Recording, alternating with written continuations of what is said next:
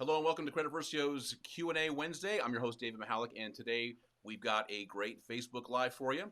We're going to be talking about the credit rebuilding process, what you need to know and do when your goal is to improve your credit.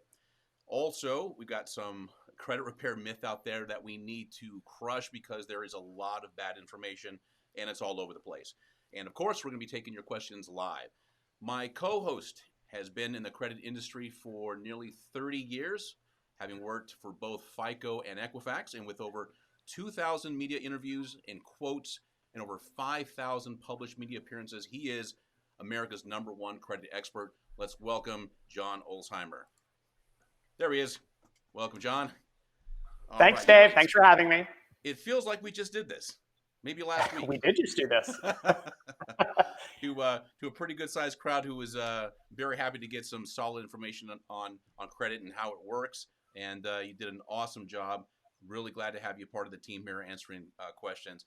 And we'll get some people posting some questions here, I'm sure, before long. We've got a handful of people joining us. And joining us for the first time, this is our third Facebook Live. This is going to be something we do every single week with John, and we have other guests on the way as well. So if you got a question about rebuilding credit, today's subject is going to be about rebuilding credit, things to do, things not to do. And if you got questions along those lines, we are happy to take them. And until we get some questions popping up, John, let me go over here to... All right, I got a couple. Well, in fact, let's start with this.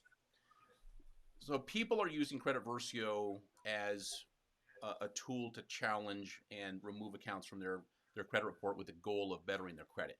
So why don't we talk about some strategies in this process of disputing and repair and trying to get everything back on track or get their credit scores to where they would really like them to be.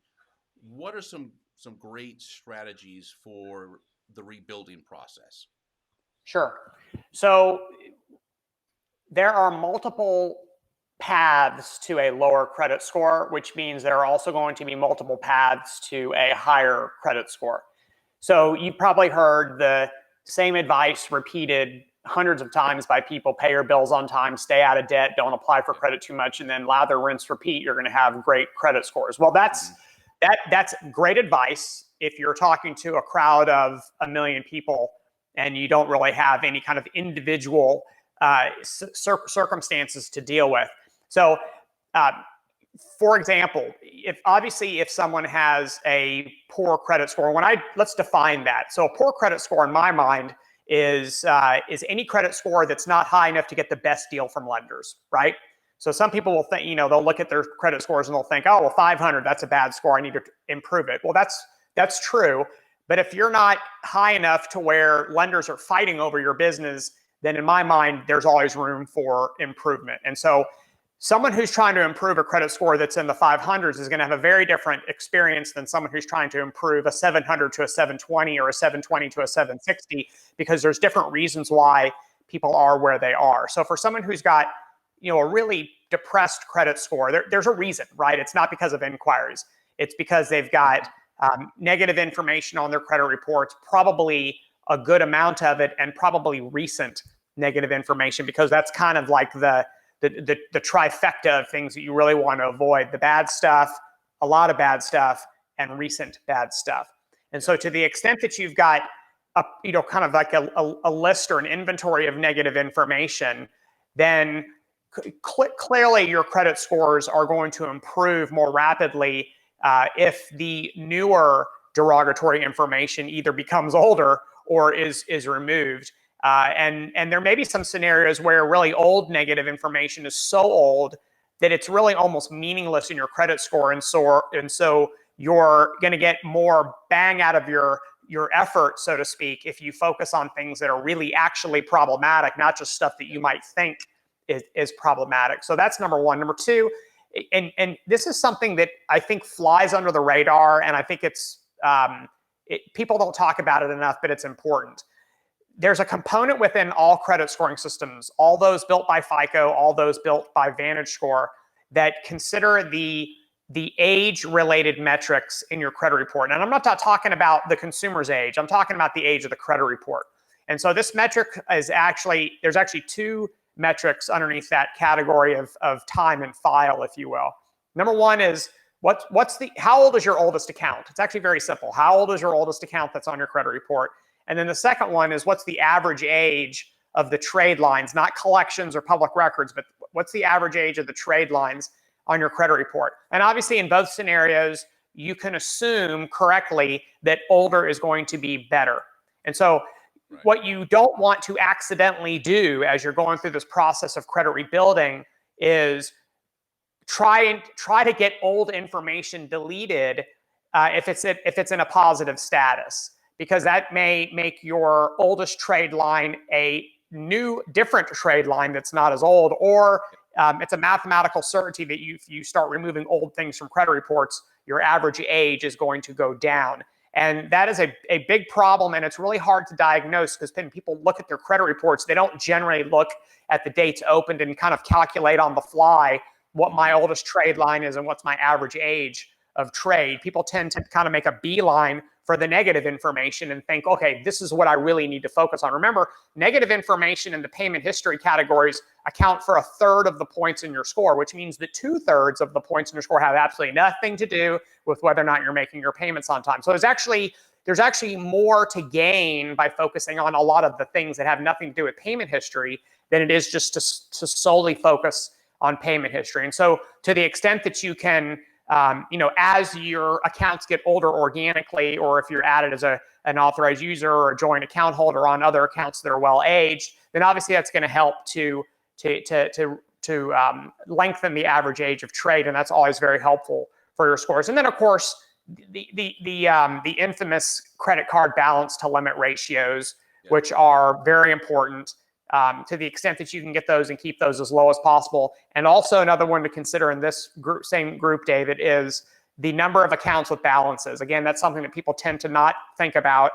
They're focused either on utilization or negative information, or unfortunately inquiries. But if you can also try to reduce the number of accounts with balances, that's actually something that credit scores will reward you for. And I get the next question that I logically get from people is, well, how many should I be using? Should I close all my credit cards? No. It's just accounts with balances, not the number of unused credit cards. It's just accounts with balances. And so a great example that I give people is during the Christmas and holiday season, when people go nuts at the mall and they buy a bunch of stuff and they think that they've got to use retail store cards for their retail store purchasing. And so what you end up with some scenarios is you have what I call nuisance balances all over your credit reports because you've pulled out your retail store cards for the first time, since the prior holiday season. So what you end up with is you have a credit report that's loaded with all these balances. They're all relatively low. They're all paid on time, but people wonder why their credit scores went down. And it's because now you have a considerably higher number of accounts with balances than you did the prior month. And so my advice there is, to the extent that you're capable of doing so, kind of localize your purchases on credit cards to maybe 1 or 2 credit cards and be done with it. It doesn't mean close your other cards. It doesn't mean chop up your other cards. It just means that be mindful that there is a metric in scoring models that will penalize you if you have too many accounts with balances. One of the things that we see a lot too, like great advice for the segment of people who do have a lot of credit cards. Maybe they're coming here because they've got they had a period in time where they're trying to use some repair to undo that damage. But let's talk about the group of people, and this is a substantial group of people who are working on their credit in the repair capacity, but they, and I'm one of those guys that went through this many years ago, where things became a train wreck for a while, and you just like wash your hands like, I don't even know what the answer is to this. And then you come back around, you start doing a little bit of repair, and then there's no credit. There's no car loan, no credit. There's nothing whatsoever. So now it's just a process of trying to maybe clean up the best you can, fingers crossed. But what would you advise to somebody who is coming back into the credit arena after maybe being absent for some time? Yeah, so you turned yourself into what the CFPB calls a credit invisible, which means you either have a thin credit report, no credit report, or a credit report that is otherwise unscorable. So there's a pretty substantial amount of ways that you can build a credit report from nothing, or build a credit report from what's referred to as a thin file. And so obviously to the extent you can take out loans or credit cards, that's the best way. Retail store cards are usually pretty easy to get because they have subprime terms, low limits, high interest rates. Those are subprime terms. So retail cards are generally easy to get. Secured credit cards are not my favorite option because I don't like how you have to make a deposit and lock up. Yeah. You kind of convert liquidity into non-liquidity by doing that. But is there a time though that's for some clients that of course, that might be their only option? 100%. Of course, it's a viable option. It works. It's real. But to the extent that look, no one is going to plop down $10,000 to get a secured credit card with a $10,000 limit. That's not smart money management. But people may be willing to plop down $300 or $500, which is great because now you're adding a positive trade line to your credit reports that also has a really low credit limit, and even modest usage of the card is going to heavily utilize it. So there's pros and there's cons to the secured card strategy. So I just want to be mindful that I'm not anointing it the king of credit building, but it is absolutely an option that people should consider. The credit builder loan, which is a pretty popular product with credit unions. Credit builder loans, if you've never heard of those, are small dollar, short-term loans, $500, $1,000. You usually have a year to 2 years to pay them back. And you don't actually get the money when you take the loan out like you normally would in a garden variety loan. The credit union will actually put the money that you're quote unquote borrowing into an interest accruing money market or savings account. And then you make payments on it month after month like you normally would with a loan. They report that information to the credit bureaus. Therefore, you are building your credit. And then once you've completed paying off the loan, they actually release the funds plus any interest that you've earned. And so now not only have you built your credit report, but now you also have built almost like an emergency fund at the same time. So I like that option. Plus, another thing that people don't think about is it's installment debt, which is looked at very differently in credit scoring systems than revolving debt. So can you explain that? Because typically, we sometimes refer to revolving debt as more of the gold standard because, is it something that impacts your score maybe a little bit more significantly than an installment loan would? To the negative, sure. So revolving debt is debt that you can incur, pay off, incur it again, pay off, incur it again. So basically, it's plastic. It's credit cards. It's retail store cards. It's petroleum cards. It's general use credit cards. Those are revolving types of credit, where your payment is going to be different every month based on whatever your balance happens to be. Installment debt is going to be fixed payment for a fixed period of time. And that's usually going to be something like a mortgage loan, student loan, auto loan, personal loan, boat loan, motorcycle loan, credit builder loan. So anything like that. And most of the time, not always, but most of the time, installment debt is secured by an asset. So obviously a mortgage, your loan is secured by your house or property. Obviously your car loan is secured by your auto. So installment debt tends to be more stable and less predictive of elevated credit risk, which means that it's less problematic for your credit scores. Revolving debt, on the other hand, is not secured unless you have a secured credit card, but most credit cards are unsecured. So you have $15,000, $20,000, $30,000 of available credit that's at risk to the credit card issuer because there's nothing securing it other than your good reputation, which is why interest rates are higher on those types of extensions of credit. And it's also why they're more impactful to credit scores because they're more predictive of elevated risk, which means there's more of a relationship between missing payments and getting into a lot of credit card debt. So look, if you need it as a tool to help rebuild credit, fine. But you just need to also be aware that there's always two sides to all these strategies. And to the extent that you can live with the bad and enjoy the good, then you're going to be more pleased with the outcome of your credit building journey. So becoming an authorized user is also a strategy. Co-signing. Yeah, I actually want to cover the authorized user in just a second, but I just want to say hello to is it Tia that's there that put in a question? I think that's more like credit repair related. I might answer that one outside of the Facebook Live. Hi, Patrice and Toby.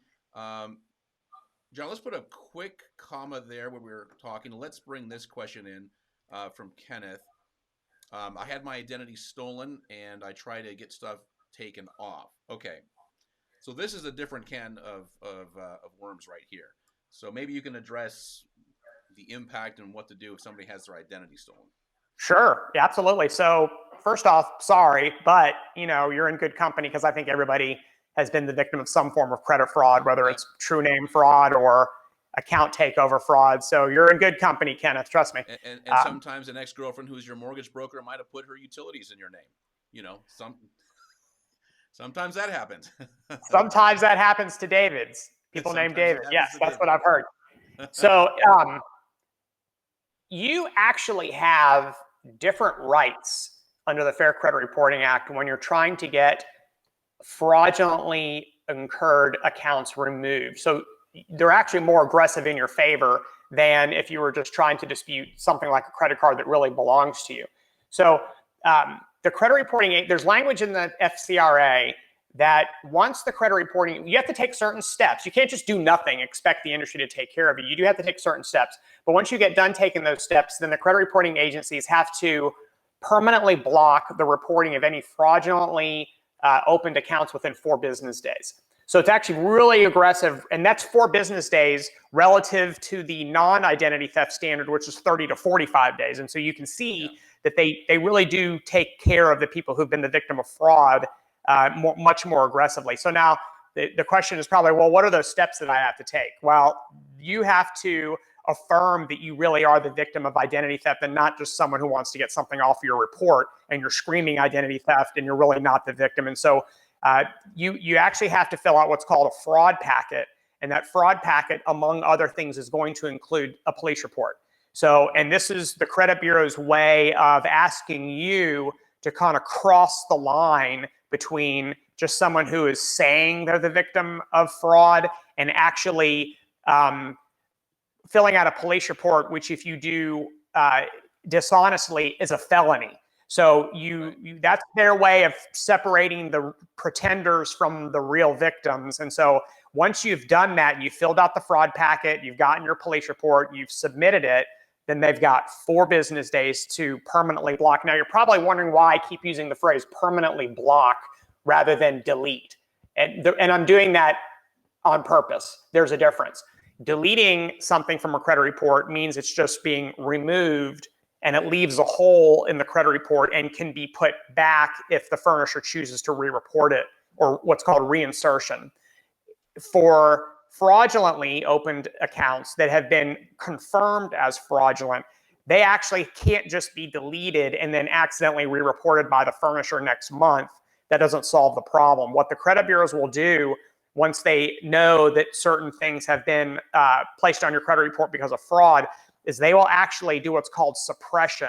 And they will take the entry, whether it's a trade line or a collection account, and they will suppress it, but leave it in their system, and it blocks the re-reporting of the item the following month. And so it's actually more effective than just deleting it, because it not only does it remove it from your credit report, but it also blocks it from ever being re-reported accidentally by the furnisher. And by the way, the grand total of time incurred here is really up to you, the consumer. So to the extent that you want to get this stuff taken care of, you can download the fraud packet, I think from the FTC's website. I think the credit bureaus may even have it on their website. Well, you can and actually rock go and roll. to in Credit Versio, go into the template section, and Okay. it's right there as well.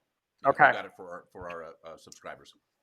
Yeah, but you have to look. You have no idea how many people claim that they're the victim of fraud, Sure. and they're really not the victim of fraud. They've either, and I don't, look, this is what it is.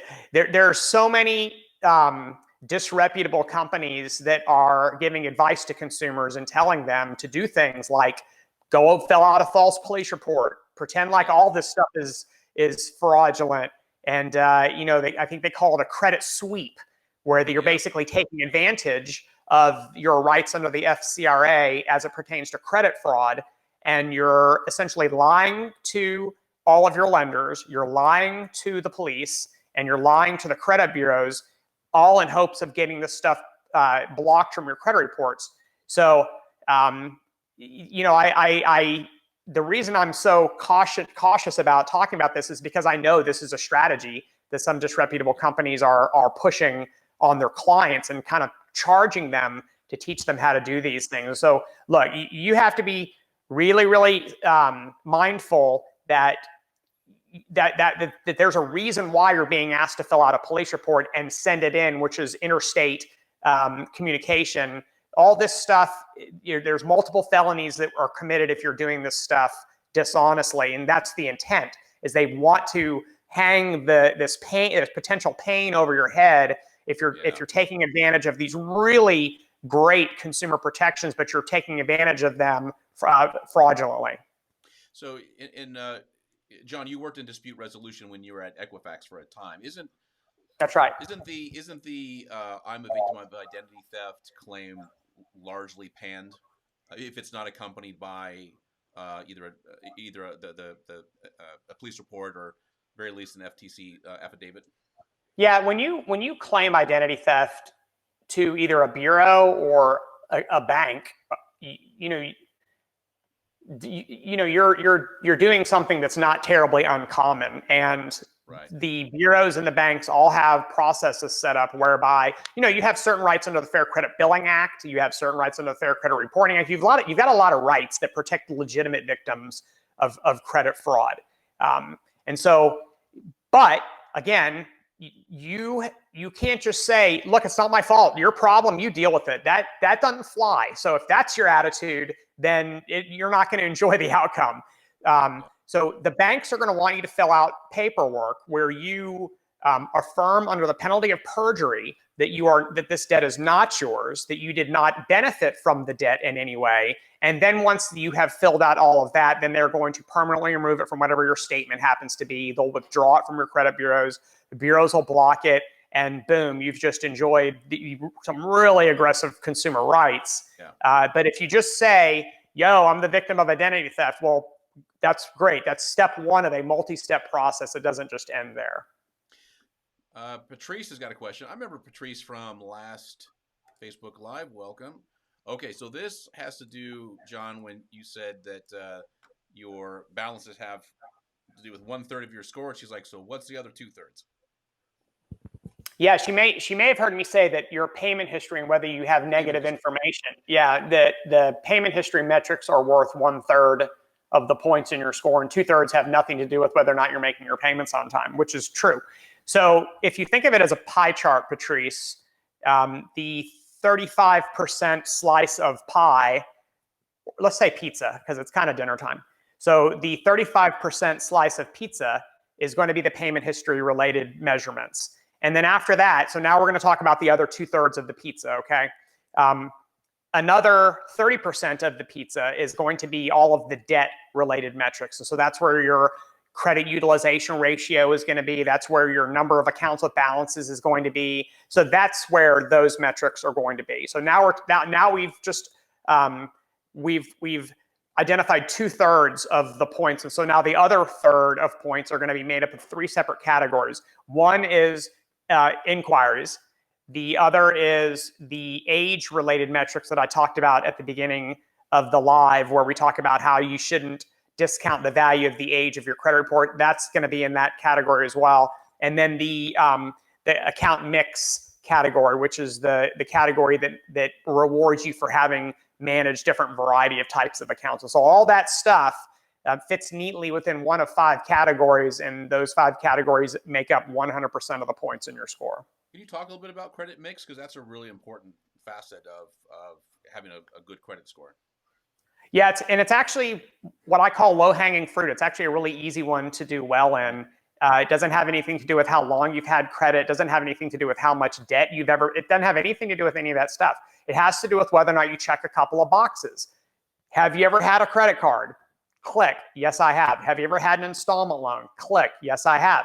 Have you ever had open credit, meaning credit that's you have to pay in full every month, like charge cards, or if you've had that stuff, you check a box. Once you check the box, that's it. You can move on. This doesn't consider if you're paying them on time. It doesn't consider whether or not you've taken debt. It doesn't take into consideration how old they are.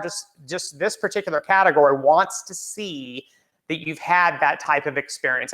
And this is usually one of the first categories that even young people can max out, because if you've got student loans, well, that's installment debt. If you've ever used credit cards, well, that's revolving debt. And so now you've really done a really good job in that category. It doesn't take, decades to earn max points in that category.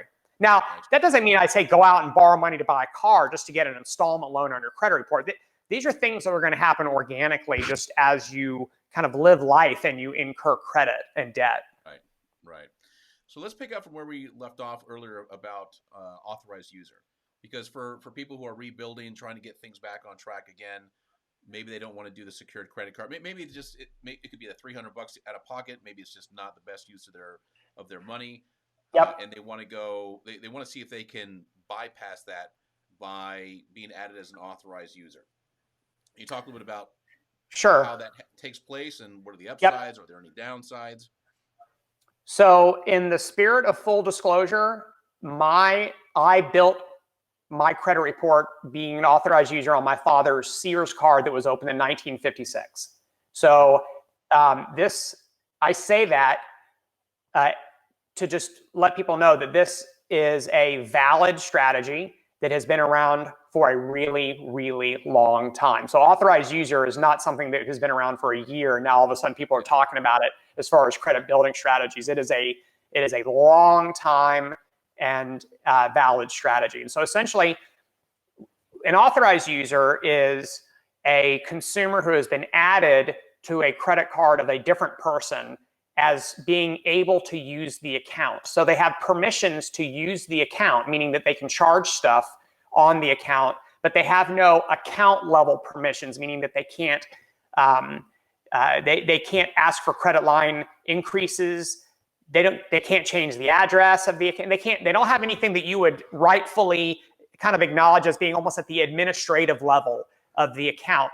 Really all you can do is use it, and that's it. You have no liability for the debt. And so if for some odd reason the debt goes into default, the creditor can't come after you. It's almost like having a credit card with training wheels to some extent. Mm-hmm. The upside of this is that most credit card issuers will report the authorized user, the account to the authorized user's 3 credit reports. And of course, when you do that, then credit scoring systems are going to see it. And if the account is in good standing, if the account has a low balance relative to the limit, and most importantly, not most importantly, but equally important, is if the account is really old, then you're checking a lot of really good boxes by doing that. And also if the account reports to all 3 of the credit bureaus rather than only 1 or 2 of the credit bureaus. So that it is a great way to not only establish credit for the first time and also teach your kids how to use credit cards. And so you're not trusting them to figure it out on their own someday down the road, which no one's ever taught how to use credit cards properly anyways. Well, nobody's taught anything about credit in their prime years when they're ready to make all kinds of mistakes. Right. So the key things would be if you're looking for somebody to add you as an authorized user, make sure that card is at least a handful of years old, no derogatory history, and obviously you don't want a card that's been maxed out or close to being maxed out. You want something that's right. Because essentially the effect that credit card is having on somebody's credit report is going to have a very similar or has the potential to have a very similar effect on yours. Like if you get an authorized added as an authorized user, you have all the benefits of that, the age of that account, the credit that is available, whether you're going to be able to use it or not. We talked about this one time before that a good strategy for adding somebody as an authorized user is when you don't give them a card. They don't have that opportunity. It's just authorized user as a trade line on their credit report. That's right. And that's another thing that's actually a really good point, David, is because you're not the admin of the account, the card is not sent to you. The card is sent to the primary card holder. The primary card holder can run it through the shredder when they get it. They don't have to give it to you. So again, big time training wheels with a credit card, which is a great way for people to start learning how to use them. And also the kind of a secondary strategy is the rebuilding aspect of it. And you can always kick off, if the authorized user is using the card and you don't like how they're using it, meaning that they're using it too much, you can always kick them off as an authorized user. And the authorized user can also say, no, I want off this train. I'm good. And they can ask to be taken off of the account too. So it really is kind of a simplistic elementary level credit card relationship. Yeah. It's a great strategy for maybe shaving a little bit of time off the recovery process. If somebody adds you on as an authorized user, maybe there's a lot of variables in this, but maybe instead of having to plop down $200 or $300 for a secured card and let that season for a few months, maybe you get a little bit of a jump start by riding on somebody's coattails as an authorized user. Sure. I look. If you ask me to rank the strategies as far as not necessarily the most effective, because that's going to be different for everybody, but the ones that I like the best, that's by far the number one. You're not taking on any debt. It didn't cost you anything to be added as an auth user. Plus, you have kind of the other benefit of, hey, if it's like your 17-year-old kid, you're teaching them how to use a credit card properly in a controlled environment. And if they screw up, then you can kind of correct their trajectory. Yeah. And if for some reason you fall into hard times and you have a credit disaster yourself, you can kick your kid off and no harm, no foul. So in my mind, there's so many pros to the strategy that it kind of rises to number one in my book. Excellent. So let me see what kind of time we've got left here. Okay, we got a little bit of time. Let me go over one more question here. We could probably spend a lot of time on bad credit practices that people want to avoid, but because one of the first things that people do, it's the easiest thing to do when people with challenged credit are going back into the credit market, say, wouldn't the credit cards are usually the easiest route to go. I mean, that's usually the first thing, because it's not like buying a new car. It's not a student loan. It's maybe a low-dollar secured card. Maybe they get added as an authorized user with the plan to get their own credit card. Can you talk about some best practices for credit card usage? Well, the number one, you can talk about this from a credit score perspective. You can talk about it from a finance perspective. And so from a finance, credit cards get vilified, and I think unfairly so. Name another credit product where interest is optional, right? Unless you have a zero interest auto loan, you're paying interest on your auto loan. You're paying interest on your student loans. You're paying interest on your mortgages. Mm-hmm. You're paying interest on your personal loan. The credit card is the only credit product where interest is optional. If you don't carry a balance, then your interest rate is irrelevant, because you're not paying interest in. I have no idea what the interest rates are in any of my credit cards, because I could care less, because I don't carry a balance from month to month. So there's nothing to apply a rate to. So, but if you do start carrying balances, what's referred to as revolving, credit card debt is probably going to be the most expensive debt that you're ever going to service, because the average interest rate, or APR, on a credit card is around 17%. And when you start getting into the retail and gasoline cards, now we're into the 20 some odd percent. So it's real expensive to service credit card debt. And that's why they catch such a bad rap, is because they are so expensive. So number one is you got to manage them properly because of the financial aspect of doing it wrong and how expensive that can be. And if you look at for those of you that are watching this that do carry credit card debt from month to month, if you look at your statement, there's a box, and this is a required disclosure on all credit card statements, that basically it's going to indicate, this is how, if you make just the minimum payment, this is how many years it's going to take to pay off the debt, and this is how much it's going to cost. David, I promise you, I cannot tell you how many times I've talked to people who are like, this has to be a mathematical error. There's no way it's going to take me 38 years to pay off my credit card debt. That can't be accurate. It is absolutely correct. In some scenarios, it's going to take you longer to pay off your credit card than it will take you to pay off your mortgage, because of how the interest rates the interest rates are so high, and how minimum payments really do not much to chew down your principal balance. And so it's a financial commitment first. Now, from the scoring side of it, and there's a strategy there too. And the strategy is, if you said, John, what's the perfect credit card to have for credit rebuilding? Well, okay, it's got to report to all three credit bureaus, because if not, then it's the tree falling in the woods. No one heard it. No one cares. Right. It's got to report to all three of the credit bureaus. It better be in good standing, and it better have always been in good standing. You don't want to hop on a card that has a historical delinquency somewhere that you're not aware of, because you're not going to know that until it's on your credit report. Right. Number three, It'd be fantastic if it had a really, really high credit limit. Really, really high credit limit, 20, 25, 30 grand.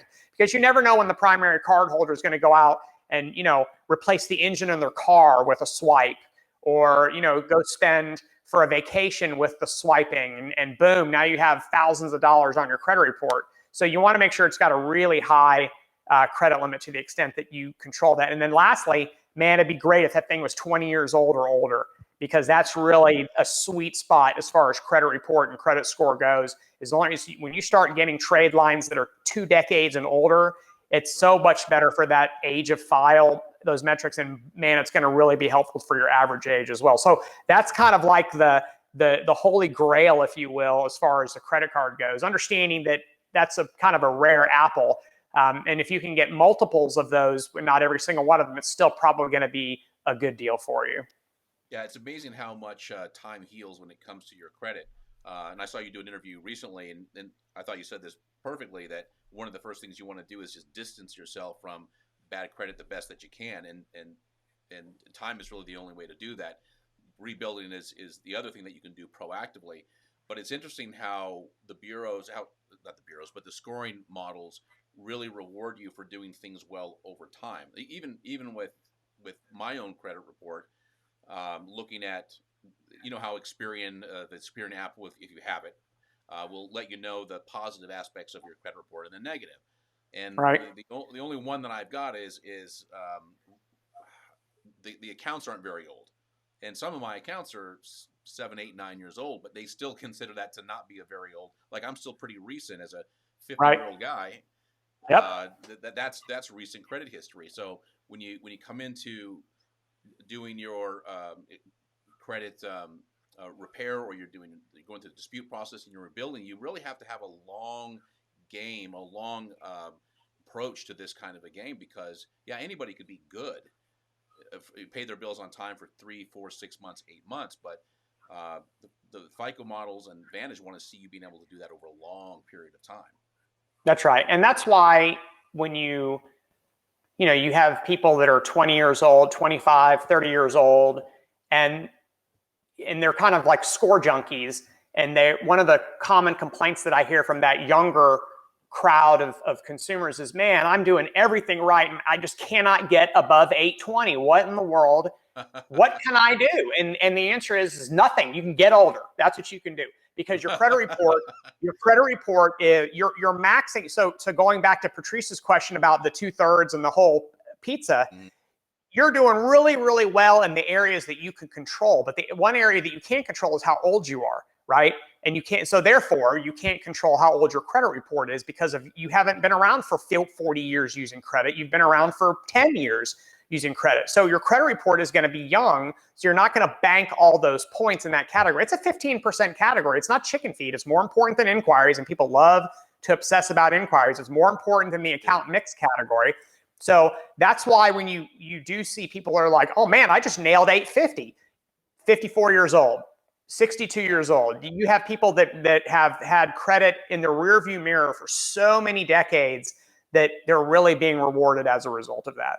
Yeah, I remember the first 850 I saw was not the last Credit Summit seminar, but the one before that, when you accidentally hit 1% because your wife had charged something, and you put a picture of your 850 up on the screen in the seminar. I thought that was I thought that was great. Yep. And you looked as surprised as everybody else that was in there. But yep. The only 850 that I've seen.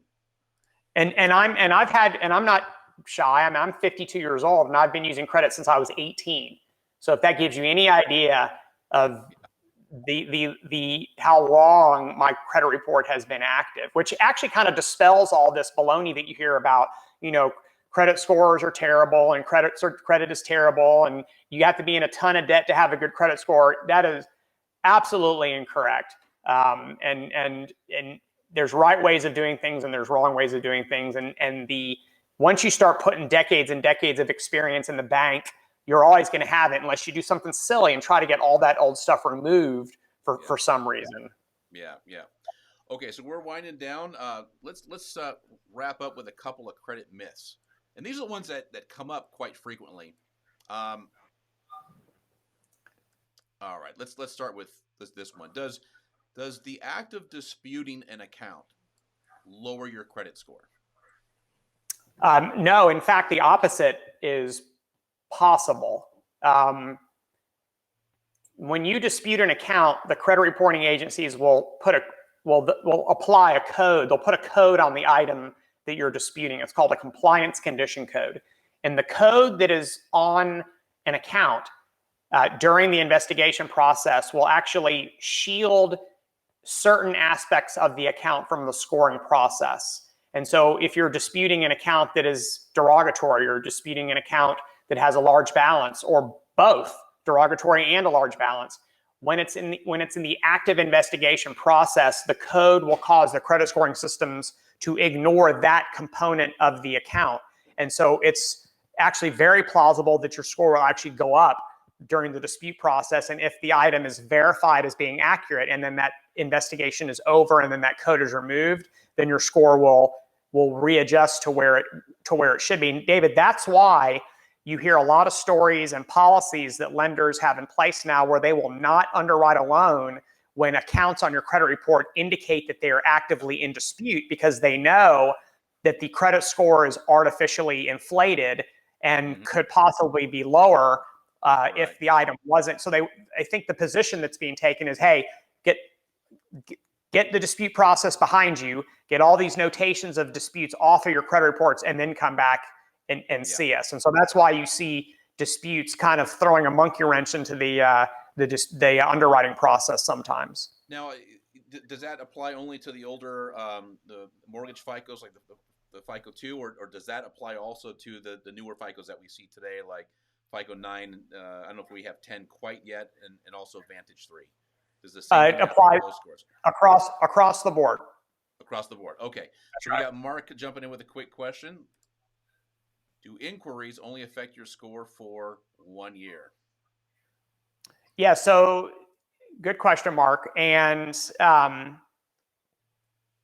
we're talking about hard inquiries, not soft inquiries, of course, because soft inquiries don't ever affect your score ever, regardless of their age. So hard inquiries can affect your score. That's absolutely true. But it would be improper to say that they always affect your score. That would be factually inaccurate. Hard inquiries are normally maintained by the credit bureaus for 24 months, 2 years. Credit scoring systems only care about them while they're less than a year old. So once your inquiries age to a year, even though they may physically or cosmetically still appear on your credit report, they're not being considered by any credit scoring systems. You can have 1,000 of them. And if they're between 12 and 24 months old, then they have no influence over your scores whatsoever. What about, this would be a good time, and I think we'll wrap up with this. We'll get to the myths in the next Facebook Live.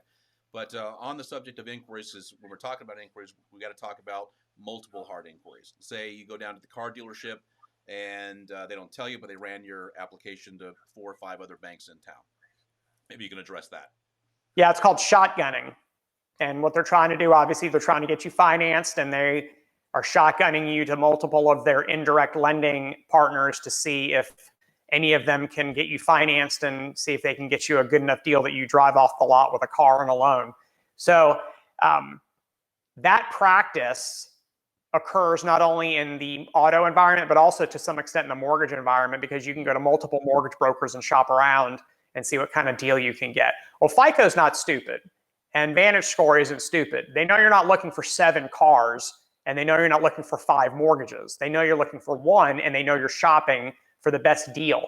And so instead of penalizing you on an individual inquiry by inquiry basis, what both of those scoring systems do is they attempt to ascertain whether or not you're shopping for the best deal. And the way they do that is one of the things that you don't see on an inquiry on a consumer disclosure style credit report is the industry code, which is actually hard coded within the inquiry at the credit bureau. And so when an auto lender pulls your credit report, their inquiry actually has alphanumeric characters, and the characters within the inquiry indicate what industry it is. And so it's really easy for credit scoring systems to see this was a mortgage inquiry, this is a rental inquiry, this is an auto loan inquiry, this is a credit union inquiry. It's very, very easy for credit scoring systems to see this and know this. And so if credit scoring systems see multiple inquiries from banks, credit unions, finance companies, auto,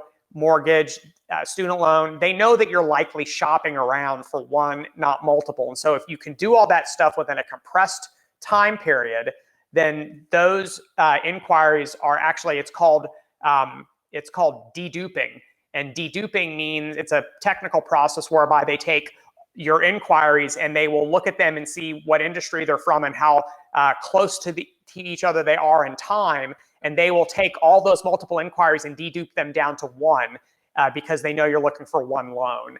And so the effect of the inquiry would be equal to whatever one inquiry is, even though cosmetically you have all these inquiries on your credit reports. And so you could, and this is a way to reward consumers for being smart rate shoppers. And the way you reward them is you remove any possibility that your score is going to be penalized because you're doing the right thing, which is shopping around for the best deal. And so the process of shotgunning, which results in multiple inquiries in a very short period of time from a lot of lenders that are trying to finance cars for you, even though it might be irritating to you to see all these inquiries, you can rest assured that the scoring system is interpreting all those as being one, essentially one search, if you will, for credit. And what period of time do they consider that deduping effect? So for FICO, it's 45 days. For VantageScore, it's 14. Okay, so it's a considerable. So if you're rate shopping, possibly mortgage might be an exception, but if you're buying a car, you're usually doing the deal within a couple of days at the most. That's right. That's right. That's exactly right. And I think we're going to end on that. Thank you so much for joining us today, John. Thank you so much for being here again. This is Credit Versio's Wednesday Q&A. So we're going to do this every single Wednesday. If you have questions at all, shoot them on our Facebook page, and we'll answer them. We might even answer them in the next Facebook Live. And that wraps it up for today. John, thank you so much for joining us here. Yes, sir. Thanks for having me. Appreciate it.